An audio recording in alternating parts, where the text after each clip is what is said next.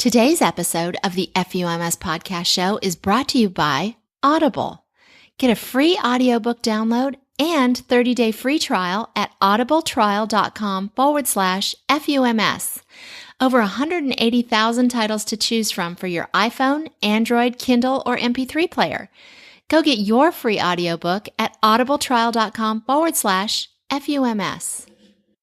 Welcome to the FUMS Now podcast show, where you'll gain information, inspiration, and motivation for living your best life with multiple sclerosis. Find us online at FUMSnow.com. I'm your host, Kathy Reagan Young. Hey everybody, thanks for joining me again today. I love that I'm hearing from so many of you that you're getting value from this podcast. That's the point. If you'd like to subscribe to the podcast to be sure you don't miss a single episode, go to FUMSnow.com and you'll see the sign up both to subscribe to the podcast and to sign up for the FUMS email list. That way, you really won't miss a thing. Today, I'm really psyched to be talking with an occupational therapist that helps people utilize technology to enhance everyday living. We're talking about low-cost, high-tech smart homes and how they can help MSers live life better. Gabe Byars is an occupational therapist in Salt Lake City, Utah. He specializes in neurological rehab and is a multiple sclerosis clinical specialist. I saw him give a presentation on using technology for better living at an MS conference I went to last summer. I immediately went up and asked him if he'd do my podcast. I probably appeared as a bit of a stalker, but he's really impressive, and the tools he suggests are inexpensive and can make a huge impact. I knew it could help a lot of folks here, so let's get into it.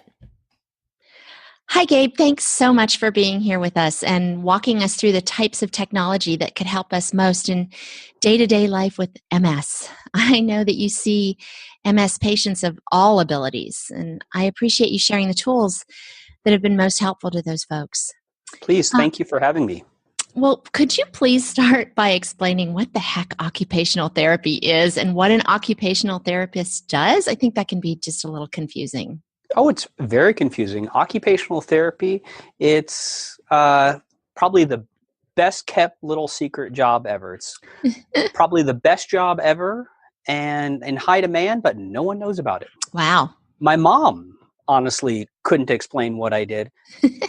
Well, that was until a year ago when my dad had a heart attack.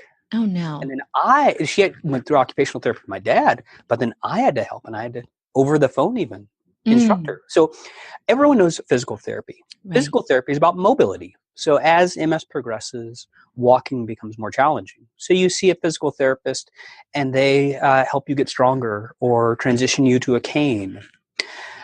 But occupational therapy is actually much broader. It's about ability. And that ability can be extremely broad. That can be everything from helping someone with MS after an exacerbation learn how to dress again, to helping them, say, continue driving despite impairment. Yeah. Or working at a job, caring for their children. And we do this by all different ways. It can be exercise. It can be practicing those activities. It can be adapting. That can be adapting how you do things. Or adapting the environment around you to support what you do. Okay. I personally love technology because I'm a little bit of a geek. So it's often something I use. And I find that individuals with MS are extremely excited about it because they've used technology their entire life.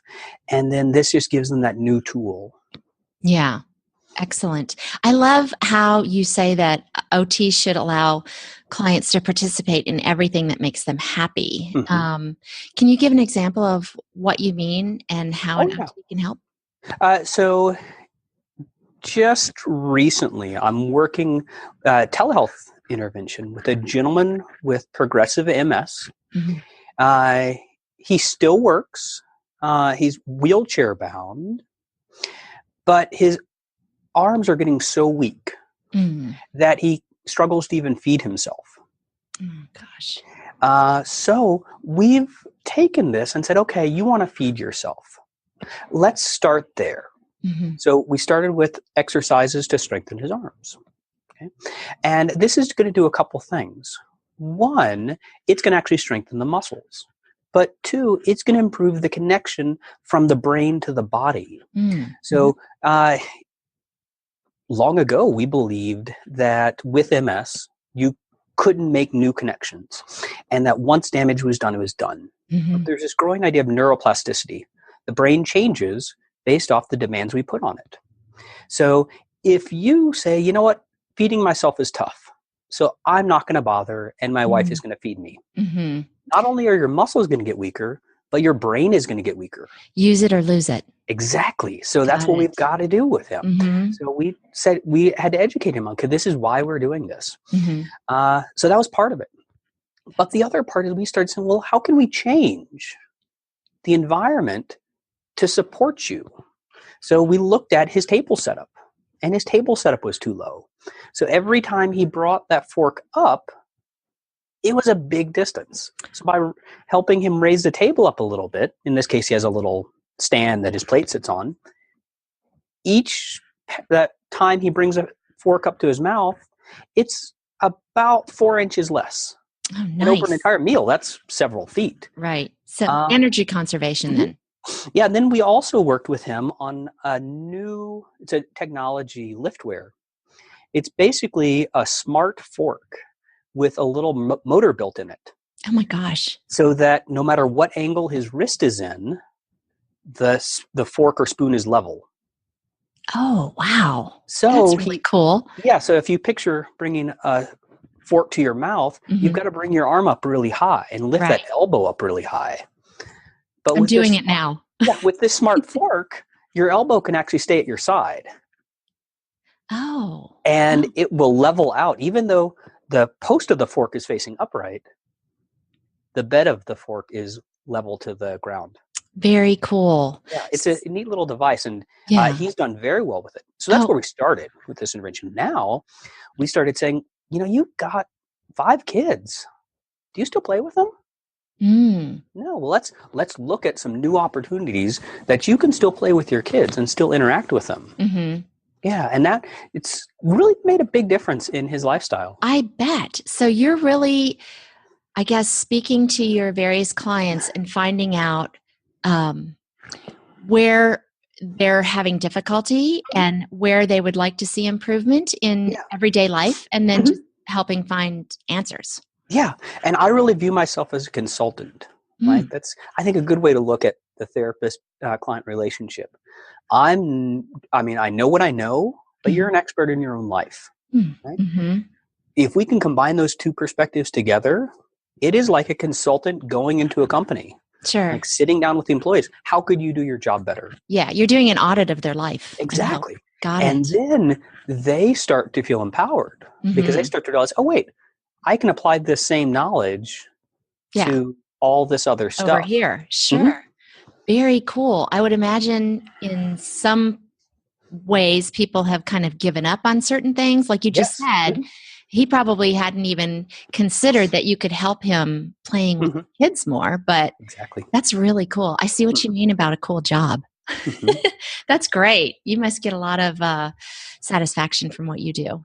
Helping. The only problem is it makes me keep wanting to do more and more and more. Right. There's no end, probably. Yeah. There's a lot of conversation about like accessibility, the width of doors and height of counters and whatnot in building, but you advocate for more. You say that access isn't enough. You encourage your patients to move beyond access to participation, and you suggest tech tools for doing just that. Can you elaborate a bit on that? Of course. So the classic idea of accessibility means a person with a disability, say a wheelchair, can get into a store, a classroom, a workplace. This is a good start. And we've made amazing progress in this. But it doesn't mean the same thing as participation. To really do that, imagine going into the store in a wheelchair. Right? And that's great. You can get in the store, but you can only access the low shelves. Okay? And you can't access what you actually want up top. So you really can't participate in that. When you go through the register, you're having to look up. and not on that equal playing field. Mm-hmm. So within wheelchairs, there's been some amazing technology within the past few years. Wheelchairs that elevate, for example, to standing height. Yes, I've seen that. So that's one example. Mm-hmm. But with technology, we can do a lot more because much of our lives, we live in this virtual context. So let's embrace that in my world. Mm-hmm. And let's say, how can we use that to jump over some of these barriers and deficits? Mm-hmm. Look at something, for example, like memory impairment. Mm-hmm. And memory impairment's a big problem, but then if you start to supplement memory with technology, then all of a sudden you not only have what's in your brain, but you have everything in the electronic world at your resource. Nice. I tell people I actually have a horrible memory, right? But I know how to supplement my memory. Everything that I need to do in the week is on my calendar. Because without that, right. I'd be lost. Oh, you and me both. Yeah. Yeah. So that's a great little example. That is a great example. So let's get into some individual tech tools, if you don't mind, on, those that can really improve our lives, like let's see, Apple HomeKit, the Amazon Echo, Google Home. Those are the ones that I know of. And I love the story of you getting the Google Home for Christmas and seeing the benefit that it could have for your patients. So what types of things can those tools help us with in our homes? Yeah. So all of these systems, the Apple HomeKit, the Amazon Echo, and Google Home, they're all really pretty similar. Okay. They're all effectively speakers that are connected to the internet. And from there, you can connect that to various devices and things and services around your home. Mm-hmm. The different platforms, I think it's pretty much personal preference. Okay. I use Google. I've got colleagues and patients who use the Amazon Echo. Right? And I know many friends who are big Apple fans and will use the HomeKit when it becomes more available. So it's really kind of what you like and the technology that works for you. Okay. Pretty similar, though, overall. Yeah, they are really similar. Okay. So I received the Google Home for Christmas and thinking, this is kind of neat. I like having a speaker. And then one day after Christmas, I'm sitting there and using one of the basic features of playing the music. And I realized that I was working with a client working at the University of Utah Hospital with a spinal cord injury. And you know what? That was one of his struggles. Is he just hated that quiet room, but he couldn't turn on the radio. Oh. He could speak.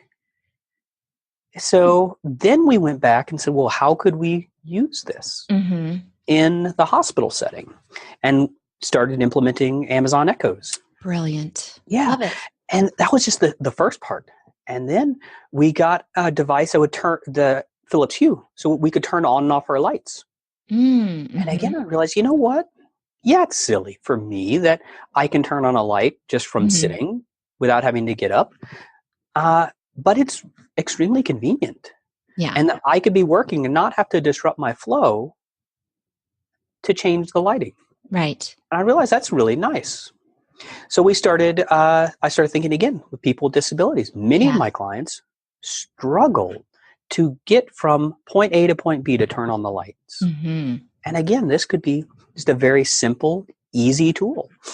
And then you started realizing everything else. Right. You can do with it. You can get locks to control your doors. You can get window blinds that you can control with your voice to go up and down. Wow. That's cool. Yeah, you can get the robot vacuum cleaners that hook into your system. Oh, wow. That's really great. So again, you could take all of these tasks many of these tasks that are challenging and then automate them so we don't have to do it. Now, in the not too distant past, a lot of this technology was available under this idea of home automation. It was marketed specifically for people with disabilities, and it cost a lot of money, like tens of thousands of dollars to do a setup. Yeah, so that's out of the reach for an awful lot of people. Yeah, and with that, then most people didn't get this. But then in the last 2 or 3 years with Amazon and Google and Apple developing this technology marketed for the general public, what you've seen is the prices have dropped way down. Yeah. So your Google Home or Amazon Echo, you can get the basic devices starting under $50. Oh, great. Mm-hmm. I didn't know they were that inexpensive. Yeah. Excellent. They're very cheap, and those little ones can actually do everything that the big one can, just with not quite as nice of a speaker. Oh, Yeah. Good to know.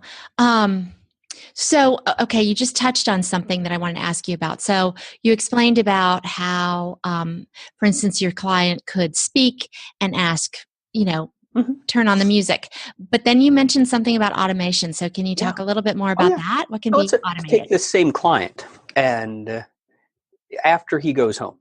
Mm-hmm. So then, working with occupational therapists in the home care setting, followed up with him, and they've actually implemented the same setup in his home. So now, not only does he have Amazon Echo that he can control with his voice for music, but they also incorporated the smart lights, the smart door locks, and a few other pieces, so that now he has more control of his environment. This gentleman's a quadriplegic, so paralyzed from the neck down. Gracious. He can speak. Caregivers get him into his wheelchair, right? But then from there, he could control his wheelchair, but otherwise would be trapped. So this has enabled him to do so much more. Right. Now, with the Amazon Echo and the Google Home, and I believe the Apple HomeKit, it also has the ability to make phone calls with their voice. Oh my gosh. And some of them even have video screens, so you can do video chatting. Yeah. Oh, very cool. So now he not only has access to his home, but he starts getting access to the outside world. He can make phone calls. Yeah. He could call for help if needed. Right.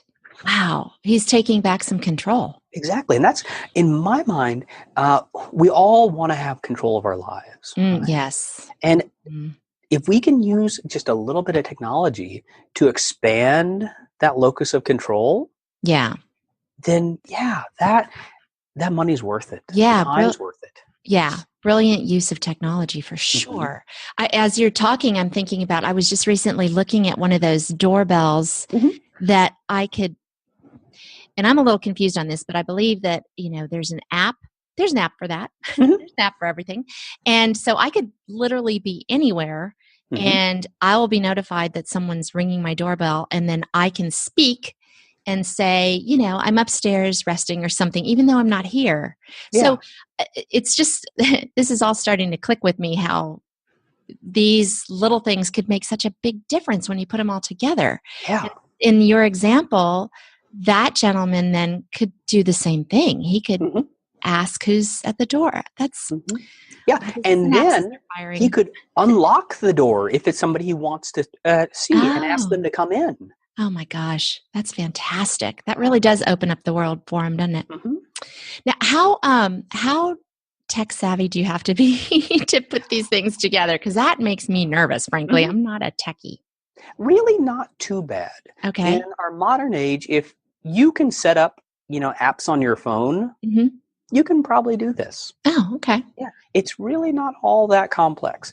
And Google and Amazon and Apple have made the world really simple to get through. You don't have to do any programming or advanced setup. Really just connecting that device to your Wi-Fi. So probably the hardest thing in there is remembering your Wi-Fi password. Well, that can be tough too. That can be tough. Do you have any case studies sort of with MS patients specifically that you could share with us on how integrating these types of technologies has helped better their lives? Yeah, I've got a couple patients over the past few years. One of my clients, actually a couple years ago, Ben, he had relapsing remitting MS. He was a student here at Salt Lake Community College. Oh, okay. Physically, he was pretty good. He needed a cane on bad days, but most days he didn't. The big issues he had were with cognition and his memory, particularly. And he really wanted to live alone. At the time we started, he was still in his parents' basement. At the age of 25 or 26, if I remember right. Yeah. And that's hard. It is. But his parents didn't think, that he could do all of the independent things he needed to do. Right. Take his medications, lock the doors, Sure. etc. And that way, his parents were just hesitant. So we all met together, and we actually discussed, what if we spend some time and look at some of this technology tools that are coming out. So we used a lot of these tools. So we started with a calendar. Okay, we put an electronic calendar on his phone, put in all of his appointments, all of his classes. Yeah. Made a system so he could track all of his assignments. Excellent. We got, I believe, the Amazon Echo in this case, and started doing other pieces. Okay, we programmed the Amazon Echo so that it would remind him when he needs to go to class. But not only that, it would remind him and take traffic into account. Oh. Yeah, so he'd actually know, hey, what, today's about traffic. It would tell him early on bad traffic days that you need to leave. Brilliant. Yes. He could ask every morning, tell me what I need to do today. And it would tell him his calendar, his to-do list, and any other reminders that he'd set. And really it was as simple as a reminder as him, hey, hey, Alexa, could you remind me to pick up milk at the store? Yeah. So then we started incorporating, home automation. So in his case, we helped him get one of the Nest thermostats. So that connects to his internet, and then he could control his heat. So now he wouldn't forget to turn his heat down in the day. Right. And change with seasons. It's a great little tool. Yeah. We helped him get a smart lock. Because one of his problems at his parents' house is he would just not bother to lock the door, forget to lock the door. So this way, it was automated. So every night, the door would lock. Excellent. Okay? This also gave his parents a tool, because it was all online, that they could monitor. Oh yeah, he's going to class today. Okay, well, things are going well. And not have to worry about some of those things.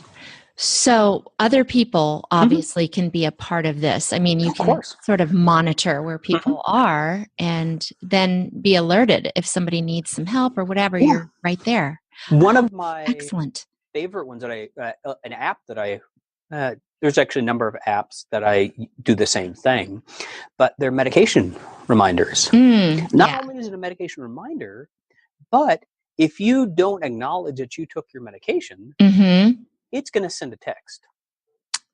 Excellent. To a family member. Oh, right? It's going to tell on you. Exactly. Because a lot of times I work with adults with cognitive impairments, dementia, and caregivers want to give them all the independence they're due. Sure. But are still worried. Yeah, be the safety net. Stops taking her medication. Sure. Right? So that's a great little tool that you can enable a little bit of that increased social protection. Nice. So that's on one end of the scale. And another end of the scale, Marianne, who had a more progressive MS. She was wheelchair bound, lived with her family, lived with her husband, and had a caregiver during the day.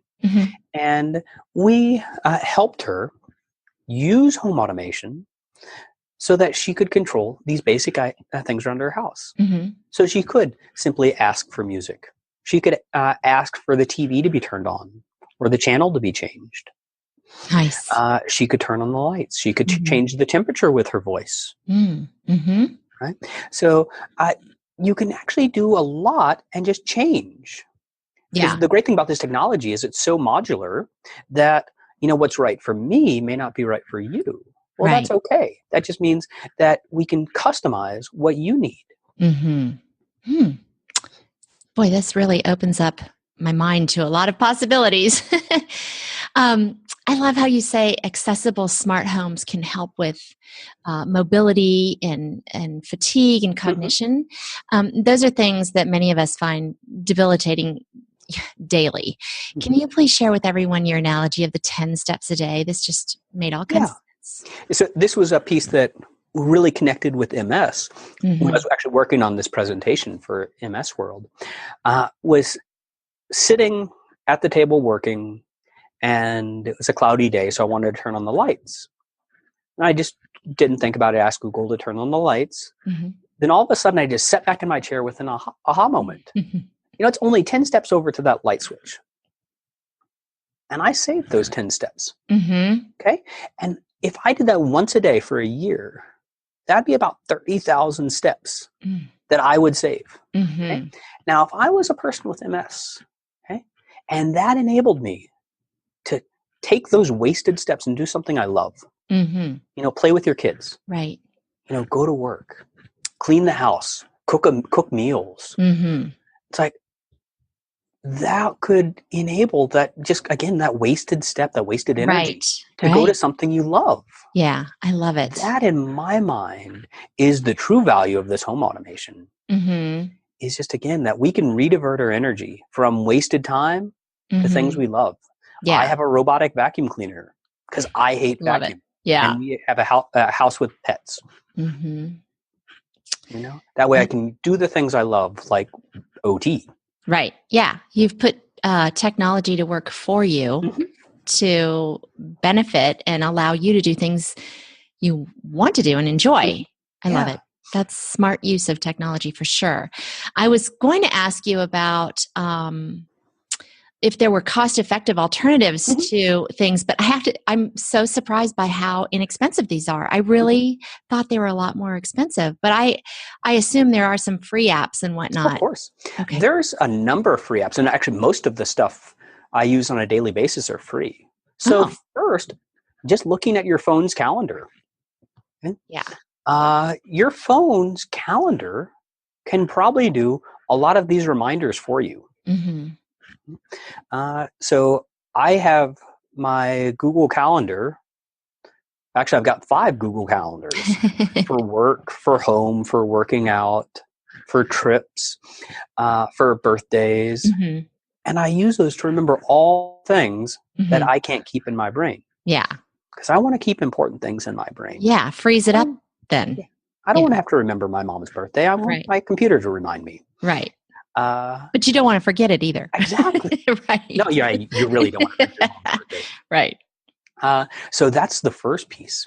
But then there are all other types of neat free apps, free little gadgets. So, for example, I mentioned the medication reminder app. Yeah. Right? So you can use those to remind you of all the different medications you need to take during the day. Yeah. I worked with a gentleman with Parkinson's who took medication 9 times a day. Oh, gracious. Yeah, I don't know who can remember 9 times something 9 times a day, more or less with a cognitive impairment. Right. So in his case, he had a flip phone, but we set up that flip phone to remind him. Oh, gosh. For each of those. And his medications, he went from taking it about 75% of the time to 99% of the time. Excellent. With just that step. Yeah, that's great. I use mine. As a matter of fact, I have trouble remembering to take my medication, and it's only twice a day. But I think, honestly, for me, it's more denial than anything. I just, I don't want to think about it. But I do have a medication reminder, and it really helps. I mean, it'll kind of tap me on the shoulder and go, hello, did you take it yet? And if I say no or I pause it, then it will come back and remind me again, which is brilliant because I might be in the middle of something and go, I don't have time right now, but yeah. So I guess before you and I were talking, I didn't consider how I do use some tech stuff to help with my MS. But then there are all types of other things. I have an activity tracker, and it reminds me every hour that I'm sitting to stand up and stretch and move. Oh. Right? And I'm an active person, but I have days where I'm at my computer and I don't have a chance to stand. Right. And I feel worse those days. Yeah. So this reminds you. Yeah. So that's a great little tool. And you can do similar things even for free. Setting a reminder on your computer to every half an hour, just stretch. Right. Right? Because agreed, we want to minimize the workload for MS, But at the same time, doing something for long periods of time without moving Yeah. is actually really hard on your body. It actually takes Right. more energy. Yeah. So standing up, moving around, stretching can be Yeah. really stellar. Right. Yeah. I, in fact, get energy from that. Mm-hmm. I like your idea of setting a reminder to do that. I recently got a stand-up desk, and it's made the biggest difference for me because I would just sit for hours. But let me knock on some wood, which is my head. I, for whatever reason, am remembering with about every hour to stand up, and it's made the biggest difference. It used to be by about 2:30 I was done and had to go lay down, needed a nap. But this has made such a difference just standing up. I'm not even really stretching or anything. I'm just switching positions. Yeah, because with my clients with back pain, it's one of my first pieces of education is our instinct is if I have back pain, don't move. Right. It's actually the worst thing for back pain is don't move. Yeah. Best thing is grit through it for a couple days, move a little bit, and you'll start loosening up. You'll start feeling better. Right. Right. So that's a great easy one. There are any number of other apps. I have a patient with stroke right now, and he loves to go for walks on his own. He had a stroke about 3 or 4 years ago, and his wife still worries about him. Yeah. Right. And she's made him go on the same route every day. Okay. And if you know anything about telling men to do something. Yeah, right. Yeah. It's not. That's why I laughed. Yes. So it quickly didn't work. Right. So I helped her find an app. It's Road ID. In that case, what he does, he says, I'm going to go for a walk. It sends his wife a text. Okay? It has a map link in there. Oh, so it's tracking him. Yeah, so it's tracking him. His wife can look and see, well, where is he? Oh, that's so smart. And it has another feature that if he stops someplace for more than 5 or 10 minutes, it sends her another text. Right? So that if he were to fall, right, she would know immediately. She knows, and she can find him. Yeah. So what this has done, it hasn't altered his ability at all. Right. But it's enabled his wife to allow him to express that ability. Yeah. And she can breathe. Yeah. She can breathe and she can relax a little bit. Yeah. Nice. I know that he's safe. And now he's out exploring the neighborhood again. Excellent. Good. So it's helped the whole family. Yeah. Love it. I wanted to ask you about the future of tech assistance. I always see conversations like around these self-driving cars, which by the way scare the heck out of me. But whatever. And how they'll be available, to all of us, and it's going to take the need away for, having to learn how to, I don't know. What about for people with disabilities or mobility issues? Can you give us some insight into what OTs and techies are thinking about for tomorrow's next big helpers? Oh, there's actually a bunch of really exciting stuff going on. There are some people, for example, working on devices that you would just put in your home and it would detect if you fall. Right? And nothing else about it. Basically it's a little seismic monitor that's in your house. Oh. And if you have a person-sized fall, right? So then it would immediately send a text. Excellent. Or immediately call 911 as needed. Yeah. Right? So things like that in the home monitoring. There's these ideas of like smart monitoring of health conditions that with, for example, diabetes, there's some really neat stuff that they're developing a contact that will measure your blood sugar in real time. Oh my gosh. You mean like they don't have to actually stick themselves? They don't have to stick themselves whatsoever. That would be revolutionary for those folks. Yeah. And like MS is not quite there yet, but I know going to these conferences, they're doing some neat work with like biomarkers that I wouldn't be surprised if the next 10 years we started finding some of these same type of tools. Very cool. But then go back to this idea of a self-driving car. Agreed, they're scary, but they're no more scary than the people I see driving each and every day. Well, that's a really good point. Right? You're right. So again, imagine that person with MS, that if you can take that energy that you spend on driving right now and devote it to something else later in the day. Yeah. Wonderful. And then the other piece there is it might be able to do some of those car functions that you struggle with. Mm-hmm. Like parallel parking. Yeah, like parallel parking. I really struggle with that. Yeah. Or, I mean, even the cars that have the blind spot detection. Oh. A lot of people with MS have limited neck mobility. Right. Yeah. Right? So that blind spot detection just saves you from your blind spot checks. Yeah. Right? Yeah, because that you really do. I have to really turn my whole body to look. So that could, I get a lot of people's spinal cord lesions can't do that. Wow. Yeah, technology has really got some promise for us. Yeah. So my big advice there is be creative. Yeah. Because like I said, most of these things are not designed with disabilities in mind. And that's actually bringing down the cost. That's great. Right. But what it's going to take from our clients and clinicians and say, hey, you know what? That could help me. Yeah. And in the end, keep that central eye on what you love. Right? So if we focus on that and focus on, okay, I want to have this technology so I can do what I love. Yeah. Right. Spending time with my children. Yeah. Working, going for a hike. Yeah. Oh, I love that. I'm just wondering if you've ever seen insurance pay for any of these things. Generally not, unfortunately. Yeah. But they are so much less expensive than I thought at the beginning of this interview. I mean, I thought we were talking hundreds of dollars at a minimum. That's great. Yeah. But that said, I would always encourage, go to insurance. Try Ask. it. Sure. Because the worst case scenario, it's going to be a day of wasted time. Right. But it might not be. Yeah. And maybe if enough are asking, maybe it'll start to trigger a need. Yeah. I know, for example, a woman adult with spina bifida, and Medicare, for example, paid for lifts that would take her from her bed to her bathroom to her wheelchair. Excellent. And that cost a lot more than a smart home.